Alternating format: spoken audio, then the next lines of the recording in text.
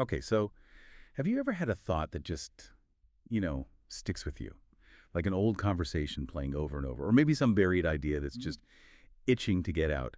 What if all those internal whispers are actually like an invitation, a nudge to step into your own spotlight?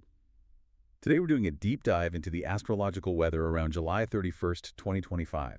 Specifically, we're looking at this really powerful thing called Sun conjunct Mercury retrograde, Hmm. and how it's all about unlocking your authentic voice and maybe revisiting some past truths. Our main source for digging into this is Tarot by High C. You can find them at tarotbyhinkit.net.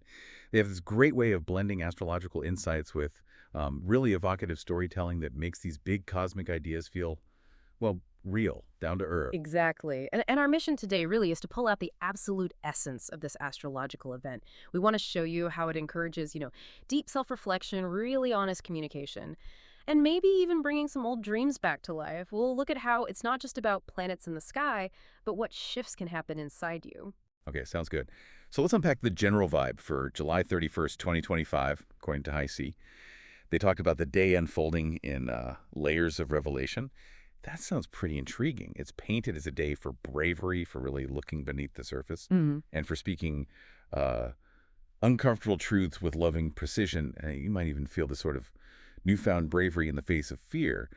But that phrase, loving precision, how do you actually do that when truth can feel pretty sharp? Yeah, that's a really good point. And I think that's the core challenge High C highlights, isn't it? That loving precision probably isn't about sugarcoating things. It's more about delivering truth with real intention, with integrity. Yeah. So it allows for healing, maybe clarity, instead of just, confrontation. It's recognizing that, as they say, truth lives in the depths. Mm. And getting there often means feeling some discomfort, but doing it with care? Right, with care, that makes sense. And High C points out specific emotional shifts during the day, too, like midday brings a Scorpio moon trine Venus. They suggest that points to some emotional sweetness, maybe some ease in relationships. And for those keeping track, a trine in astrology usually signals harmony, flow, so that sweetness can really move freely, it seems. But then, the afternoon shifts. Quite dramatically, it sounds like. Scorpio moon square Pluto. Ooh, yeah, Pluto. Right, where buried feelings or hidden power dynamics might just surface with surprising intensity. And that square aspect usually points to friction, a challenge. So those deeper truths hit harder. Yeah.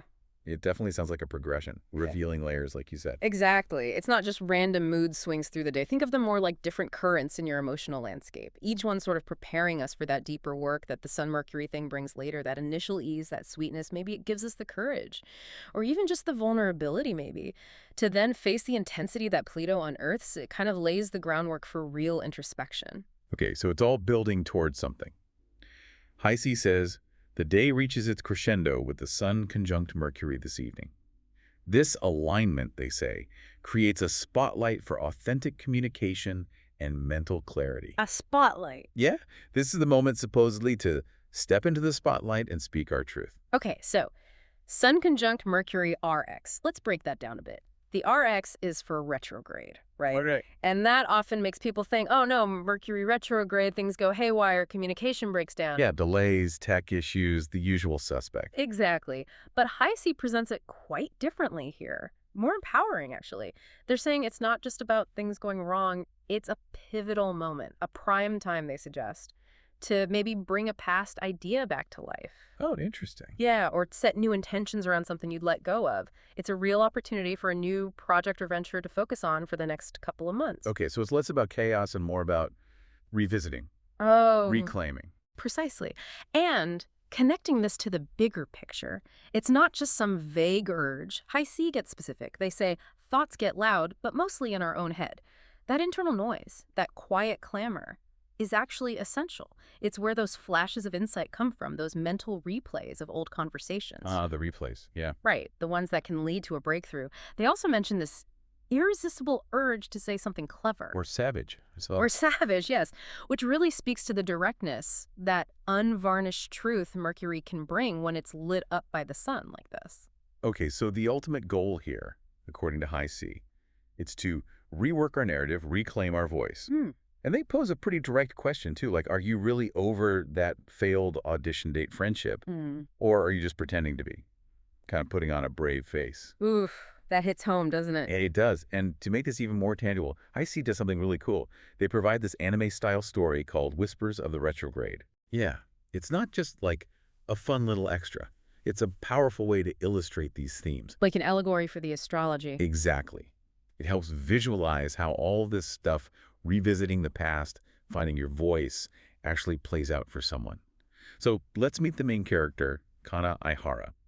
2 months before this astrological moment, Kana had this awful audition experience. Humiliated. Called forgettable. Ouch! Yeah. And it crushed her. She quit writing, quit acting, basically quit dreaming. And you can see immediately how her situation mirrors that question Heisey posed, right? Are you just pretending to be over it? Her internal state, those voices in her head they describe, asking things like, maybe if you'd been bolder, or do you actually want this, or are you just trying to prove something? Right. Those are exactly the mental replays of old conversations and the loud thoughts the forecast talks about. It's that internal echo chamber. Totally. So then the story goes, under a full moon, something strange happens. A shimmer lights up her room. Her cracked mirror starts to glow. Okay, getting mystical now. Right. And she sees this fierce-eyed, glowing version of herself looking back. Ah. And then this is where it gets really allegorical. A boy steps out of the mirror. He's her total opposite. Confident, blunt, unapologetically honest. Whoa. He introduces himself as Mercury. Mercury. Okay, literalizing the astrology. I like it. Yep. And he says straight up, I'm the voice you've buried. That's fascinating. So Mercury here becomes this external manifestation of her inner buried truth. And the detail that he only speaks when spoken to, that's key. She has to engage with that inner voice. Yeah, she has to initiate. Right. But when he does speak, he never lied. Yeah. His bluntness, saying things like, you're not over it, you're just scared to try again, that serves as the uncomfortable truth she needs for growth. He's not there to coddle her, he's a catalyst. Exactly. And with Mercury as this constant honest reflection, Kana starts to change. For real this time. She stops fighting those chaotic thoughts, those old conversations.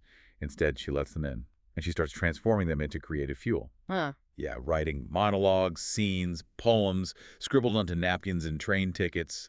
All that raw stuff. See, that's the rework our narrative, reclaim our voice part in action. She's literally rewriting her story by embracing the internal mess, not pushing it away. Totally. And the climax sounds really powerful, too. She goes back to that rooftop. The place of her humiliation. Right. But not to perform some script someone else wrote. She goes to speak her story at this pop-up student showcase. Yeah, and she performs to remember, not to impress anyone. That's a huge shift. Huge. And she sees herself reflected in the audience, in their tears and laughter, that real connection. And then, after that moment, that authentic expression, Mercury wasn't in a reflection anymore. Wow. The implication there is just, Yeah. powerful. She didn't need that external prompt, that external voice anymore. Because she'd integrated. Exactly. She became that authentic voice. She looked in the mirror and, as the story says, saw herself clearly for the first time. That really speaks to the ultimate goal of this whole astrological setup, doesn't it? True, authentic communication, truly reclaiming your voice until it's just you. So wrapping this up, what does this all mean for you listening? This deep dive into Sun conjunct Mercury retrograde, I think it really reminds us there's profound power in looking back, in confronting those truths we might have buried, and finding the courage to speak our own authentic story. Yeah. Zooming out a bit, it suggests that clarity, real empowerment, often doesn't come from just ignoring the past or pushing it down. It comes from consciously re-engaging with it, especially those loud thoughts, those old conversations that still kind of echo. And that story of Cana and Mercury, it's such a beautiful illustration, isn't it? That the very voices we try so hard to silence might actually hold the key. The key to our next breakthrough, maybe our next creative burst. So maybe something to reflect on as we finish up. What buried voice, what unexpressed truth, or maybe what old story are you ready to revisit? Ready to rework in your own life? What could happen if you really stepped into your spotlight and spoke your unique truth?